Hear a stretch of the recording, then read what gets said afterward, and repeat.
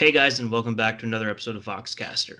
I'm your host, Dan. On today's episode of Get to Know, we have somebody flying in from across Canada to come sit down and have a good old chat with me.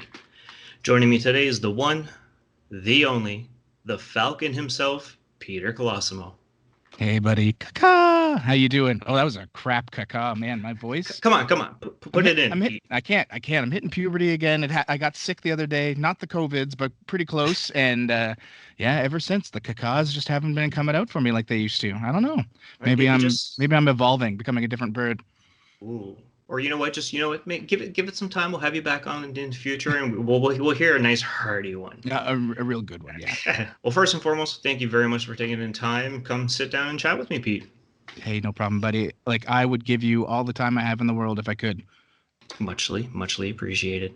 So, for the listeners that pretty much kind of know how these work, is essentially we're going to have a little sit and talk. We're kind of going to see how did Peter get into the world of Warhammer? What are some armies he's played? Accomplishments he made along the way? And what is he up to right now? And hey, maybe if he wants to give us a little tidbit of what he has planned for the future, we're more than willing to listen. So, pretty much what we'll do is we'll kick stuff off with a little introductory, just in case some of our listeners might not be too familiar with who you are. Sure. I'm Peter Colosimo, originally from Moncton, New Brunswick, with all those cool cats that you guys have out there. About 4 years ago, I moved to about as northern Alberta as you can get. I'm on the border of the Northwest Territories. I've been playing Warhammer for, oh my goodness, like 11, 12 years now. It all started with a certain Craig MacArthur convincing me that Warhammer Fantasy Battle was something I might enjoy after a day of board games, and I was like, I don't know who you are, you strange Hobbit man, but I'll give it a go. I showed up on a. And you know what? He was actually one of our first ones in Get to Know, and I he made a know. statement saying that the reason you guys have the Falcon is because of me. So this Well, is, ladies and gentlemen, it's here true. is your validation right It's there. true. It's true. Because like you have to understand, he really slow rolled me into Warhammer Fantasy Battle and then Warhammer 40K. We had this board game night at a friend Jay Bulmer's house, and he was there. We got to know each other, got along right away because we both were into comics at the time. Did another couple board game nights, and then he was just like, I think you would really like this kind of strategy game we play. How about you come over to my place and we'll play? And I was like, well, I'm married. So I don't know, Craig, but we'll give it a go. Went over to his place, played a game of Warhammer Fantasy Battle. It was like 6th edition. He gave me an army. I didn't know anything. He just, here's an orc army. I think you'll like it. First thing he did was he killed my warlord, my general. Turn one, blew it up with a cannon, and was like, well, you should have done this. And I was like, but you made my list. I don't know how I could have done anything differently. But I had a blast the whole way through.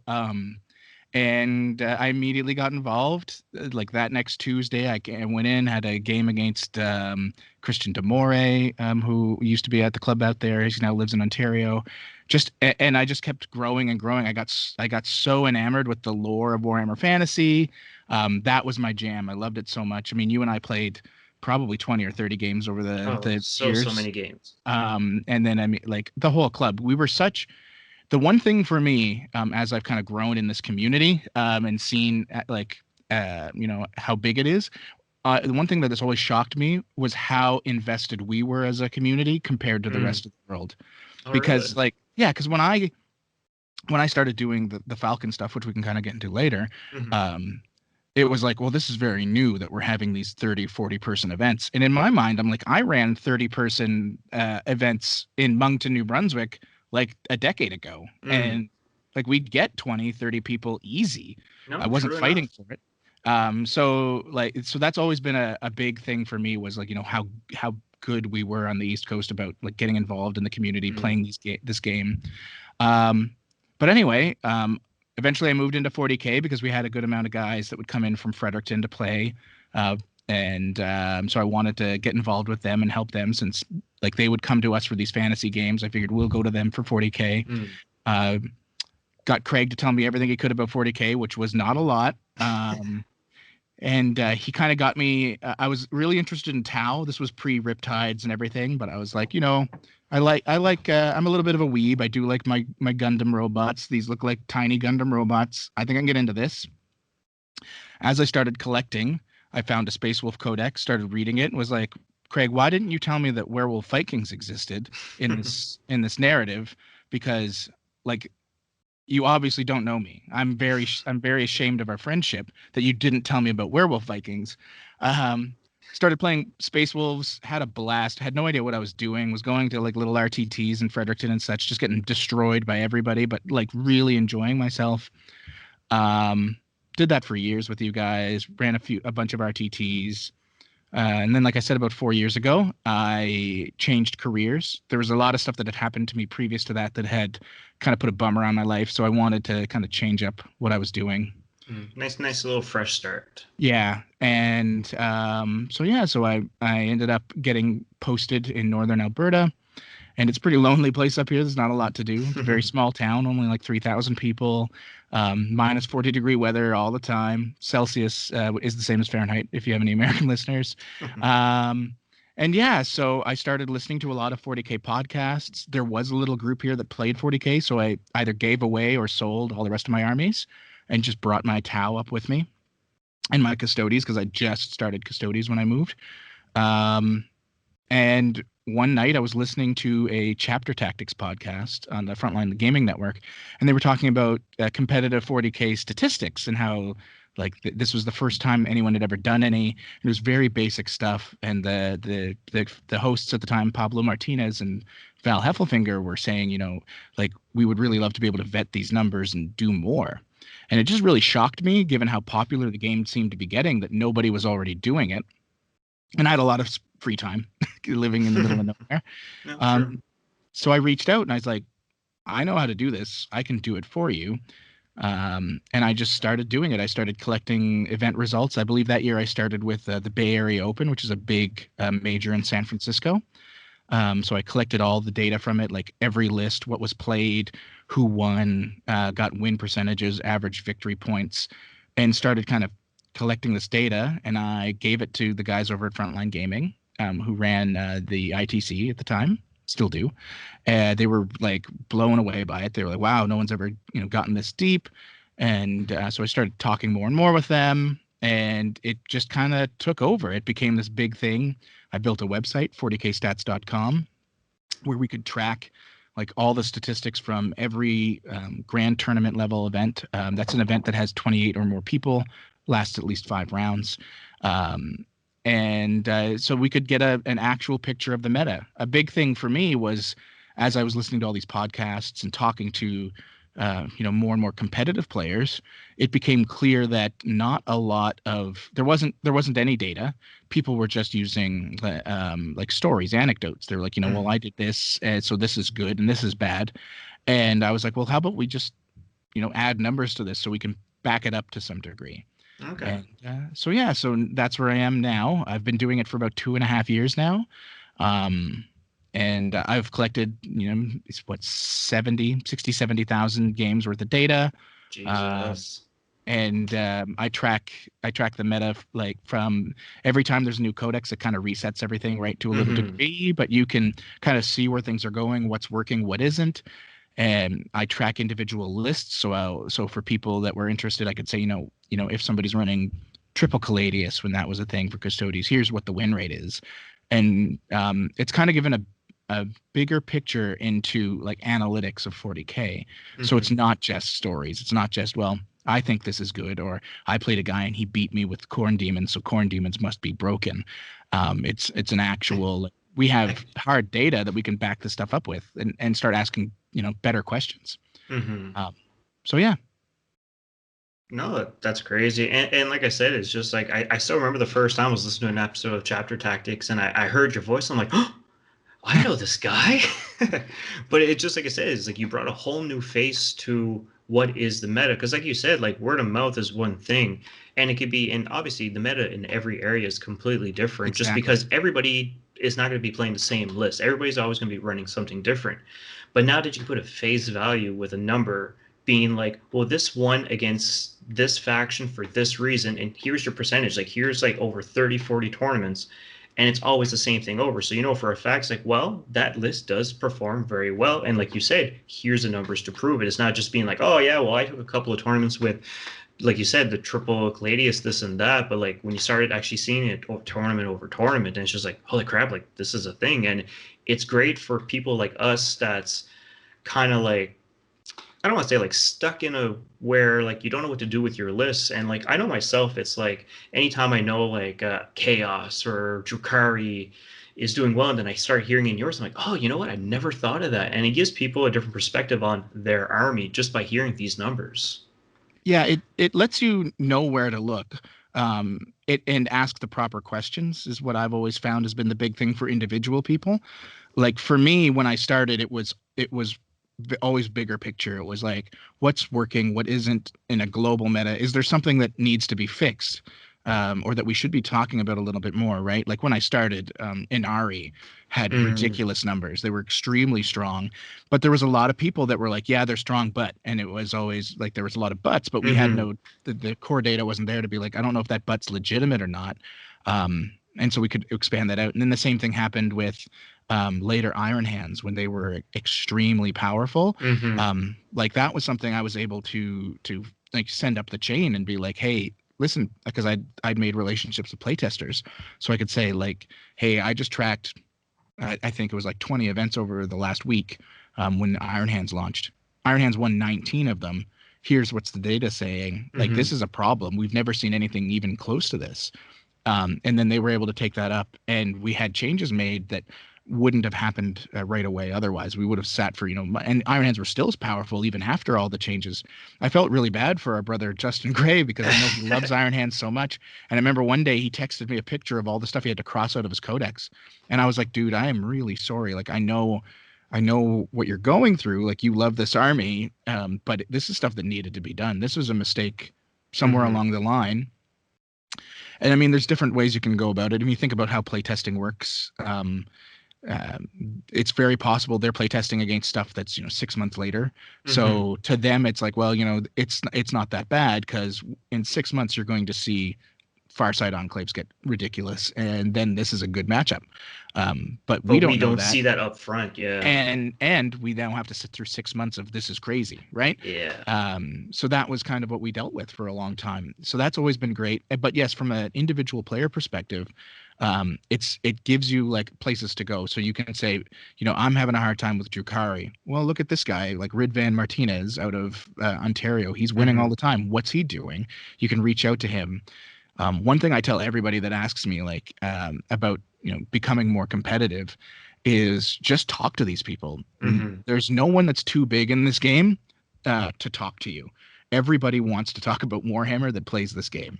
So like, I do it all the time myself. If I'm tracking an event and I love my Blood Angels, I love my Custodes. If I see a guy like super slam a Custodes list at an event, I'll text him. I'll just send him a message on Facebook and be like, dude, what did you do? And they will respond like within minutes. And it'll hmm be paragraphs and paragraphs of like, this is what I did. This is why, because everyone wants to talk about it. Everyone loves this game and they love to talk about this game. So that's always a big thing for me, from an individual player's perspective, is just giving you guys the data so you can what questions to ask and where to look, and when you can feel good about yourself compared to other people. Like, man, my hmm army sucks, but I'm doing okay. hmm Stuff like that, right?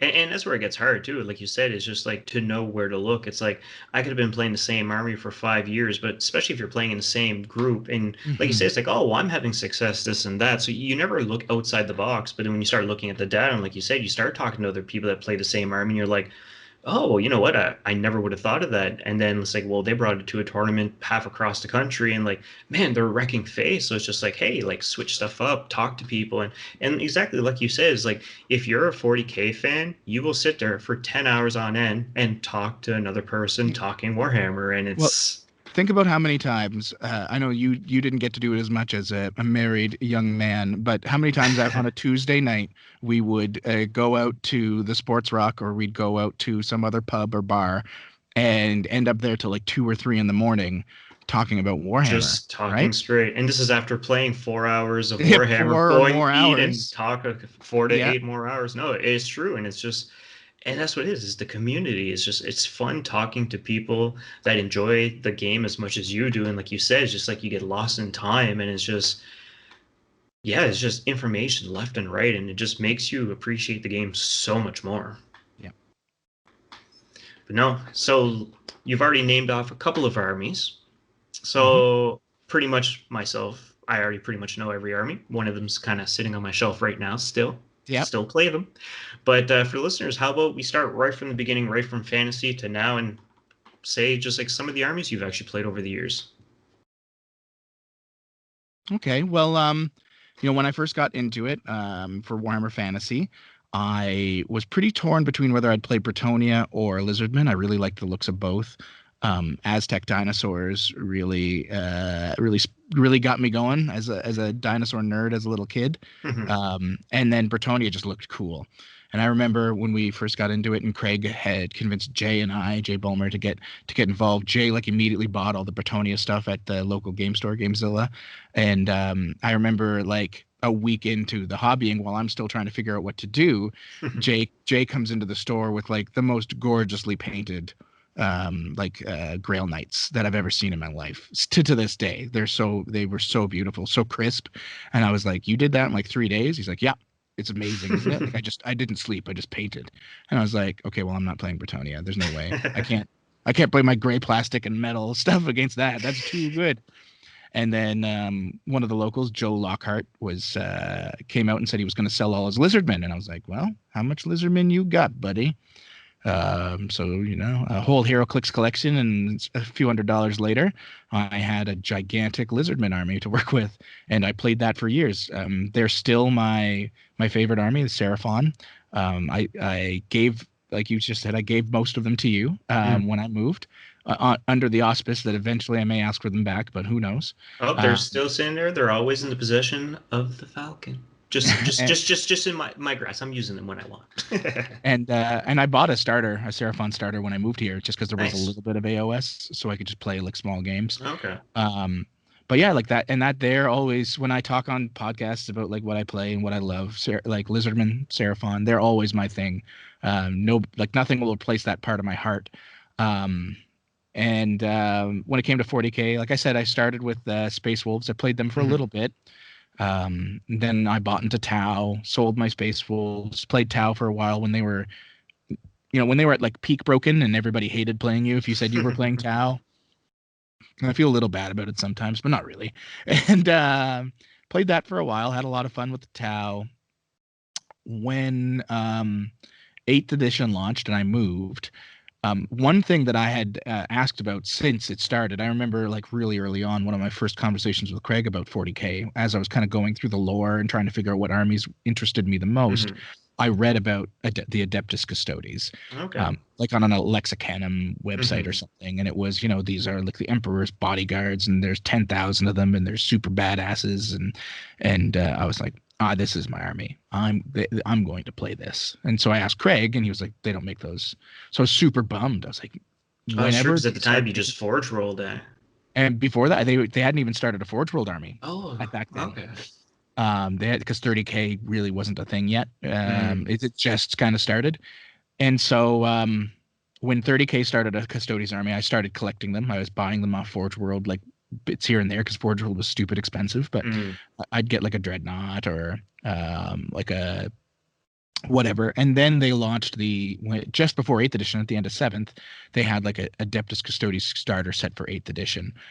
For 7th edition, I mean, and it blew my mind that they were making plastic Custodes. So I Mm. bought it. It was just after I'd moved here to High Level, Alberta. It was like a weekend actually. I went into the local GameStop they had here, which is just a tiny little high school run shop, maybe 50 feet by 50 feet, like nothing big going on in here. Mm. And they had a tiny little Warhammer section, because the vice principal at the school loved Warhammer. And there was the starter set, the Custodes starter set, and I bought it immediately, like no Nice. thought. So I was like, bam, I'm starting this. Built them that night, primed them gold that night with some Retributor armor spray, and got like deep into Custodes from that point forward. So when they got their codex in 8th edition, like I lost it. I bought everything. So I have Mm. a giant Custodes army now. They are my like primary love. Um, and then after I painted those and kind of got those all ready and picked at Forge World here and there. I wanted to start a second army. I wasn't liking where Tau was. I didn't like how they played in 8th edition. It was kind of boring to me.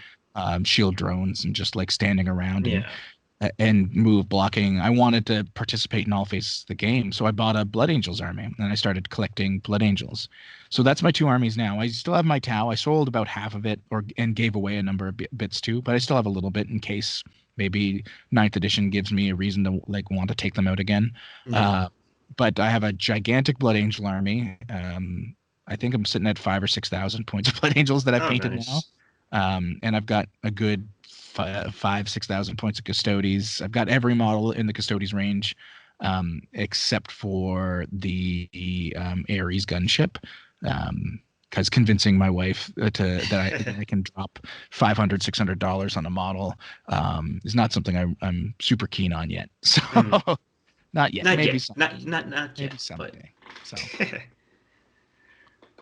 no, that's good. yes. And I actually remember whenever you had came down for the tournament, you actually brought your mixed custodies and Smash Captain lists, and it was Yep. definitely fun to see in action. Because like I It know was a right lot of fun. now, yeah, because I know in the area here, I don't think anybody really plays custodes, or I think maybe one person plays Blood Angels, so you don't see that mix quite often, especially now in ninth.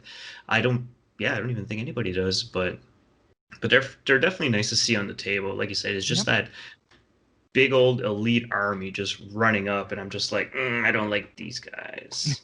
Well, I liked mixing them at the time because gold and red, so you'd have like the Mm, Sanguinary Guard and the Custodes. They looked good together on the table. So I was more into like this is aesthetically pleasing to me. Um, Blood Angels right now are extremely good. They're a little boring because they lost a lot of their fun strats, but it's very efficient. They yeah, kill things. because at this point the supplement is out, correct? And Okay. so like I think Blood Angels are one of the best armies in the game right now, but they're like I don't find there's a lot of fun to them. It's just like I'm very efficient at killing things. So we'll see if my love stays for them. It's not like my Custodes love that will never die, but maybe. Oh yeah. So pretty much you already touched a little bit like with the 40K stat center and how you reached out to chapter tactics and all that. Yep.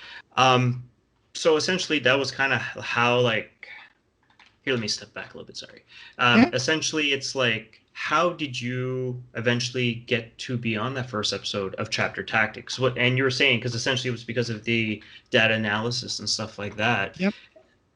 So like I said, I did this BAO thing where I grabbed all the data for the Bay Hmm. Area Open and I sent it to Pablo because they were the ones that ran the event, and he was very excited and he talked a bit about it on the show, and then I started collecting more and more data and I was sending it to him, and he got me in contact with Reese Robbins, who is Hmm. the CEO of Frontline Gaming. So he and I were talking a lot about the data and what it meant, what I could do, and I was also talking to all these other people from Chapter Tactics, like Val, who was very interested in statistics, and he was asking me, well, you can do this. Here's some other things I would love if we could track. Is it even possible? And so I would like daily be like, here's a new formula. If you put this into the spreadsheet, watch what it does, and getting more and more stuff because I Okay. just it's stuff that I like to do. And so after I think it was the SoCal Open, I actually flew down to San Diego to meet Pablo and to participate in the big major. Um, he invited me on the show. He was like, I don't have another guest. The other guys really would like to have you on. Do you want to either come to my place and talk, or punch in from the hotel? So I said sure, and so I found a cubby hole in this hotel at Disneyland. Actually, we were in Disneyland. We'd gone there after the event, and hiding away in a hallway. And I started talking stats, and I remember it like I was so excited to be on the show. I didn't know what, like, it was weird. It was a weird feeling, and I remember I just got started and the fireworks started going off. So like I'm trying to talk and Oh it's like no. boom, boom, boom, and I was like, oh, this is Just so awkward. just And think of then it's your grand entrance. You and then need that literally fireworks.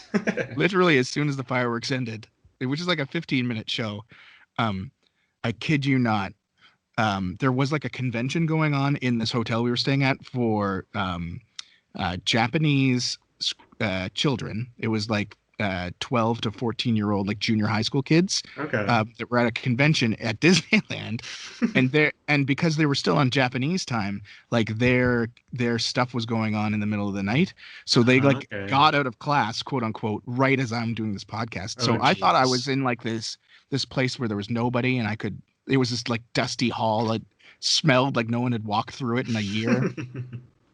As I start talking about the stats, probably 100 Japanese schoolgirls run by me, like full Oh, tilt. All of jeez. them in like uniform. I'm like, I'm in some weird anime now. Life has changed completely for me. But yeah, so that was my first. I think that was my first show was SoCal Open. Talking about the stats from that, and then it just kind of grew and grew. And after doing it for about a year, Val, who was a co-host with me on Chapter Tactics, eventually became a host and was just on regularly talking about the numbers. Mhm. He wanted to know if I was interested in doing a little more because like I would always talk to the numbers and let other people do the analytics side. Like this is Okay. why these numbers are. Um, but I was watching a lot of games and I was doing a lot of research. And he was like, we should have like an ESPN Sports Center. There's nobody doing that. We talked to Pablo and he wanted to do that too. So we started 40K Stat Center, a podcast where every week we interviewed the winners and like top tables from at the time initially every GT and major that was happening every week. Um, and we did that for a long time. We ended up having to cut it down because 40K got so popular. Mm. We couldn't do it. Like it was too much work. I was writing scripts based off of sound bites we got from winners for like 10, 12 hours a day pre-show Jeez. because we wanted to have everything ready. So I was listening to all these sounds clips we got from the players, from interviews we did, and then scripting it all out. And then so I'd start at like 10 in the morning, and then at 8 p.m. we'd start to record. And I was like, this Oh, is my whole day right jeez. now. So we cut it down severely. We stopped scripting. We started kind of going more off the cuff. Um, Hmm. and it became a lot better of a show, really until COVID hit. And then we decided for the good of ourselves and for the good of the community not to do it anymore, at least until this kind of passes. Yeah. There was a little bit of guilt, I would say, because sometime near the end, the last couple shows we did, we'd get people messaging us like, "Hey, our event was going to be canceled because of COVID, but we moved it so we could still go on." And we were like, "Well, that's cool, but maybe you shouldn't have done it." Like, Mm. I'm not gonna, think for you or Yeah. whatever. It didn't feel good. So, you people still do you, but we're not going to promote it. If you know what I mean? So, Yeah, and it's one of those things, like especially with COVID going on, with such restrictions going on, and people start hearing about these huge tournaments, but it's like, but in retrospect, aren't you supposed to not be? So I kind of get what you mean, yeah, and and I mean, we got it with a lot of them, right? Like mm, certain countries like Australia is doing events again. They have like single digit cases or whatever. So, yeah, cool. That's awesome. I wouldn't have any compunction covering that. But what we found was like there were certain states that they were having crazy outbreaks, but they weren't putting anything in place to try and slow things down. And we were okay, like we understand that legally you're allowed to do it, and we're cool with it. Like we're not going to judge you, mm, um, but we don't want to promote that. yeah, It was a balance thing for us. Maybe we wanted to judge a little. I'm not sure, but like it's just a thing, right? It's what just we had to just do. just a little bit, yeah, So yeah, so that's but where we're no, at right now. That's yeah. kind of been that's the rest of my Warhammer story, I guess. No, and like I said, I completely get you with that. And like I said, I'm definitely excited to hear your voice on Stat Center once, like I said, once all this can kind of calm down a little bit and we can have sanctioned tournaments where it's like you can feel comfortable. You're not too worried about, oh, is that guy next to me sick? And that's the hard part. Like even at the local club right now, it's like we are doing really well as far as Hmm. cases here, but you can still tell that it's like the people aren't going as much because there's still that little scared feeling. And I know Hmm. myself is like I kind of like don't go as much myself, but it's like I do miss playing the game a lot. Yeah.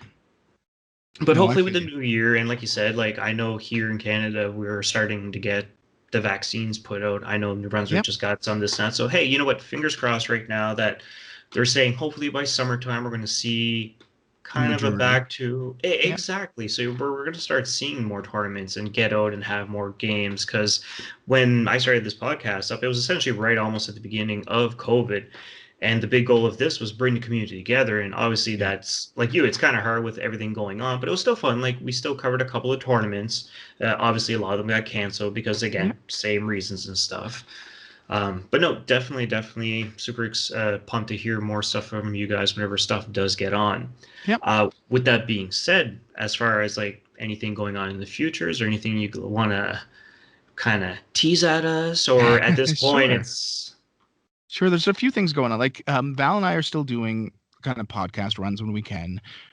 So he and I are both on the 40K Adjacent show. It's a show featured on the Honest Wargamer. He's a British podcaster, okay. super awesome guy, Rob Symes. He used to work for Games Workshop.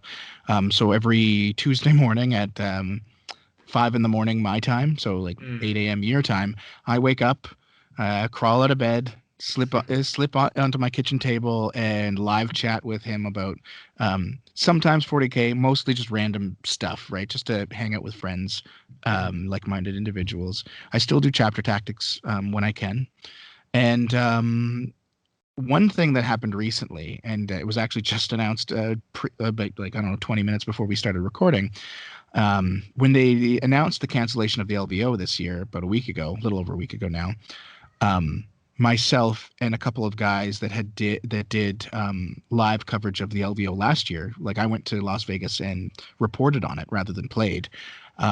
We came to this decision that we wanted to provide the community with something to replace it, because the LVO is several thousand people get together. Last year, 650 were playing competitive 40K. There was another couple hundred playing narrative. And then there's, thousands of people that watch it live while it's Mm. being played via Games Workshop.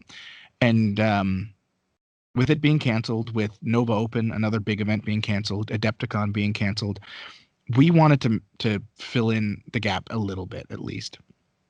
So myself and Val, the guy that helps me with 40K Stat Center, Paul Murphy from Forge of the Narrative, if you're aware of that show, and Adam Camilleri from The Art of War Down Under. It's an Australian 40K podcast. We got together and we started brainstorming these ideas, and what we came up with was the Las Vegas Nopen. So it's a tournament that we're going to be streaming live from Friday, January 29th through to Sunday, the 31st, when the LVO would have happened. And what we've done is we've brought in all these different streamers from YouTube, from Twitch, that stream 40K content already, and competitive players. And they're going to have a worldwide tournament. So 16 players from our group of 25, 30 guys that we've gotten together are going to make lists that they would have brought to the LVO.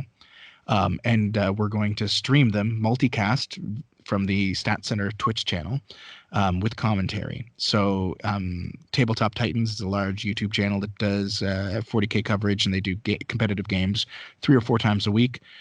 They're involved. The Art of War, which is a big streaming and coaching group, they're involved. Art of War Down Under, so the Australians, Hellstorm Wargaming, Vanguard Tactics. There's a lot of people, and what they're going to do is we're going to have a core group of 8 streams going in the first couple days. We're going to live stream them 2 at a time so that there's never like a dull moment. We can cut stream to stream. We're going to have people watching and telling the commentators what's going on. When that first round of games is done, the winners are going to send their lists to other streamers, and those streamers are going to pick them up. So round 2, you might see like Nick Nanavati's round 1 list being played by Brian Pullen from Tabletop Titans. And so he's going to take it and play it in round 2.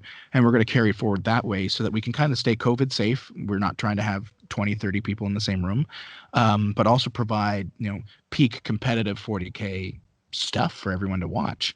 We're going to have a raffle as well. We're going to have prizes, a little bit of swag, and all of the money we're getting is going to go to Global Giving.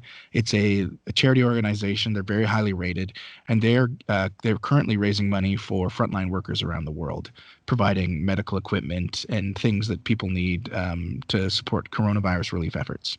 So that's what we're doing right now. That's my big plan.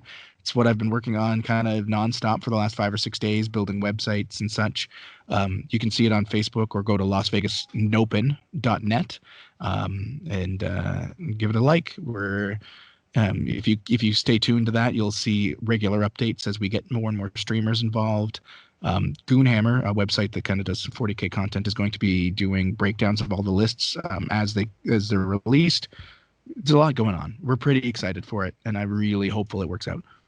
That sounds absolutely amazing. I'm definitely super excited to see that.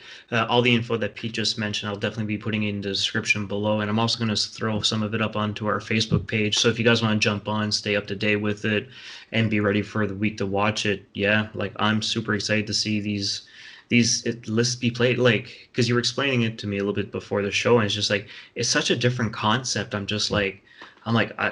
just really want to see this in action now, just to see this one list be played by potentially multiple people, and just to see what list, not what player, what list will actually take the whole entire thing. Yeah, I'm really excited for it. I was probably the one in the group that was the most trepidatious. I was the most gung ho about the idea. Paul Murphy from Forge Narrative was the guy that was like, "We should do something," and then I was like, "Let's do it," and immediately spammed our little message group with 100 messages of ideas I had. And then they were like, "Dude, you need to calm down." So we had a long Zoom call, essentially, kind of got everything together, and Val was the one that pitched this like singular tournament. I was looking at doing multiple tournaments Okay. around the world because I thought the logistics would be easier, but this is more entertaining. It's more interesting. Oh, Like you said, definitely. like what's going to happen? Whose list is going to carry it? Can these guys even run some of these lists, right? Like just because you're good with Drukari doesn't mean you're good with Custodes, right? Well, And that's the if thing, you is like you pick up this list that you've never once played. Like obviously you Mhm. know a little bit about it, but it's just like I've never played Tau before, so it's just like, all right, hope for the best then. So I mean, we are doing some things to kind of tampen that down a little bit. So it will be Mhm. at least like every round will still be interesting. Yeah. Um, a couple of the things we're doing just from a logistics as perspective to give an idea is so let's say you are with I don't know, Vanguard Tactics. It's Hmm. a British streaming channel. Okay. Stephen Box, really good Space Marines, Blood Angels player, a couple other armies. So he's going to have his round one game. He's going to play Blood Angels into somebody else's whatever. Okay. Maybe he's going to get in a guy from the UK that plays Eldar. So they'll play their game. If Stephen wins, we've got him scheduled for a round two game as well. So with his Blood Angels will carry over to him, so that way we don't have to try and find somebody with the same Blood Angels collection as he has. Okay. Um, but like he can get another guy that because there's 4 or 5 of them that stream together. Hmm. And then they only have to find one list, right? So they'll only Oh, have to look okay, at okay. say like the Art of War and be like, okay, well we're supposed to be paired up with whoever wins this Art of War game. So I just need to find a Magnus list and a Death Watch list and make sure I have those on hand. And it might not be Steven that plays his Blood Angels round two. It might be one of his other guys, and then like just to make things a little more even. Hmm. Um, so that's one of the ways we're trying to resolve a little bit of the logistics issues. When it gets to round three, we've kind of settled on the Art of War and Tabletop Titans are going to be our round three guys. The reasons being is they have the biggest libraries. Both of them have access to basically every army in the game. Um, Okay. in one way or another, and every model. So no matter what anybody takes, like these two groups will be able to make a game of it. And then our finals is hopefully going to be something special. We've got there's stuff that hasn't been announced on the Las Vegas Nopen website yet that we're waiting on with bated breath. Some really exciting stuff. And Mm. if it goes through, our finals will be extra special. Otherwise, Ooh. it will be terrible, and it'll just probably be me playing a polar bear, like in a field or something. We'll You know see. what? I would still enjoy watching that, Pete. Deep Just down me inside, being, I would I'm enjoy. I'm a fat man. It would not be a long game. It would just be this hungry polar bear mauling me to death over a 5x4 table. So, Uh, So now I want to hear from you. Besides your story with the 100 little Japanese girls running by you while you're trying to do your very first episode of Chapter Tactics, what's one story you can always relay back to in all this time you've been playing Warhammer that holds that special spot in you? ooh, man, there's Like, so it could much. be tournament wise, it could be event wise, it could be anything at all. But like, what's that one story that just made you realize like this is why I love Warhammer? This is why I love Warhammer.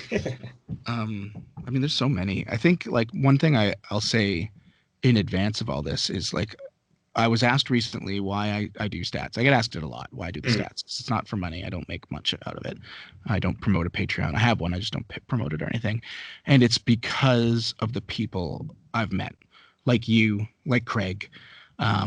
like any of the guys back home. Like when I started doing this, it filled a gap that I was missing because I missed you guys because you were a big part of my life, right? Um, when I went through a lot of my hard times, it was like the 40K community was fantasy community too, were so integral to me kind of getting out of it. So I felt like I owed it to the community, whoever it was, whether it was some guy in San Diego or you guys back home, to do something. So like there's a lot of stories I can think of that are kind of tearjerkers to me about like apocalypse games and charity things. And that time you guys gave me that Dread Saurian and I almost like bawled my eyes out in front of like 30 random dudes I at a still remember Gamezilla. holding it. I'm just like, what kind of? He's either gonna be really happy, and in my head, I'm like, please God, don't make him cry. Please God, don't make him cry. I And even almost did. whenever, and when I I was was making so the close. speech with it too, holding it, I'm just like, I even started like, oh crap. Yeah. Oh, I had to swear. It was the only way to stop. I had to Uh, start swearing and punching people. Not too hard, but enough. And I mean, there's the chubby elf kid stories, which show kind of the God. the darker underbelly of this game, but at the same time, like they played a part. Um, I think one of my favorite things to talk about is my times TOing and how somehow Jeff Steves and Justin Gray would cheat in every event, but not on purpose. And the funny Those are my part is, favorite. just the other Never week, on me and purpose. Justin were talking about that. Never on purpose, but somehow they Uh, would be involved in some form of cheating, or just like a weird thing that would happen at an event, and I always knew it was Jeff or Justin. I'd be walking along, like checking out tables, making sure things are okay, and then I'd hear like Peter, and I'd be like, God, what did they do? And I'd walk over, like the first event I ran when is Gray this the fantasy one? yeah, the fantasy event Uh, I ran, we had like that one was a crazy one because that was the one I thought we were only gonna have like 15 people, and then I had to go buy more tables at the Costco because like 35 people showed up to play. I had 15 people signed up. I set up 8 tables, and then like all these guys started showing up from other cities, and I was like, "What is this?" So Craig had to drive me to Costco so I could buy tables that we then returned when the event ended. We were like, these didn't work out for us. They weren't what we oh, expected. Uh, but but I remember that one with like the first round, Gray resigning in his game in round 3 because he couldn't cast Purple Son of Xerius. He failed to cast it 3 times, and so he just quit. And then I was like, well, you guys still have like 2 hours left to play if you want to keep going and whatever, it doesn't matter. And then the next turn, he cast it and blew up like all of Jeff's army. And Jeff was like, Peter, like he resigned. You heard it, right? Like, you know, and and I and like was I like, said, that's yes. the exact game. And like he was even saying, he's like Jeff was like, you heard it, everybody heard it. He said he quit. It's me. Yeah. I win. Yeah. Oh yeah. No, like that one. There was the time. Um, well, there were so many with those two. The time that poor downtown Justin Brown was about to win his first fantasy event ever, and he was so excited, and he was playing Jeff, and Jeff came up with this crazy idea. He's like, "I'm gonna do this. I'm gonna make this charge. I need an 11-inch charge, but if I make it, then I'll be able to use terror on his unit, and and if they flee, then I can overrun them and win. But that's really my only option." And so like I walked away, and when I came back, they were like, "Yeah, it worked. Jeff won." And I was like, "Well, what do you mean?" He's like, "Yeah, Brown decided to chose to flee the charge so that he wouldn't get terrored, thinking he could do better, and Jeff overran because he rolled like a 12 and killed all his whatever, I can't remember. It was some giant like dwarf unit." And then I was like, "Well, he wasn't allowed to flee because they're immune to psychology. They just can't. Like he's not even allowed to choose that as an option." And they were like, "Oh, well, we're 2 rounds later." I'm like, "Okay, well, sucks to be you, Justin, for somehow always having Jeff involved in these stupid screw ups." And carried over to 40K too. Like literally every event, it would always be, "Oh, Justin's at that table. God damn it, what did he do now?" You know what? Anyway, I You know love. what? I think you're setting up the perfect plan in my head. I'm going to be, because I mean, Justin's part of the podcast. So, I mean, easy to get him on. I'm going to reach out to Jeff. I want them both to be on this episode. And I just want a whole episode of just stories. And I want you coming and narrating it along. Always the troublemakers, Oh, those two, always. But like there's just so many good stories. I loved you guys so much. I still do. And like I said, like you guys are really 100% the reason why I do this stuff is because, of how good you were to me and still are to this day. So well, thank you very much, Pete. And like I said, you mean the world to us down here in Moncton. We miss your face very, very much. I don't know if you missed my face, but okay. I mean, whatever. See, I'm looking at I'm your a face little right. homely. I see your face right now. Like the viewers don't, but I'm looking at his face. I'm admiring it very, very much. So yeah, so again, I just want to take a second to say thank you very much for taking time out of your busy schedule to come sit down, have a chat with me, take a little trip down memory lane, talk some stories, and just have a good time. No trouble, man. Like I said, anytime for you guys, as long as I'm not working, I'll try to make the time. I got 3 kids, so sometimes they kind of put some wrinkles in some plans, but if you give me enough heads up, I'll be here. Oh, perfect. And like I said, hopefully down the road we're gonna have you on another episode, maybe talk some codexes, and hey, maybe Yeah, even have you on talk a little bit of numbers. sure. I have no qualms. It's my favorite stuff to talk about. So So I just wanted to wish you very, very Merry Christmas, a very Happy New Year, and let's hope that 2021 treats you very well, man. same to you, man. Love you. Bye. Love you too, buddy. All right, everybody. Have a good night. Bye bye.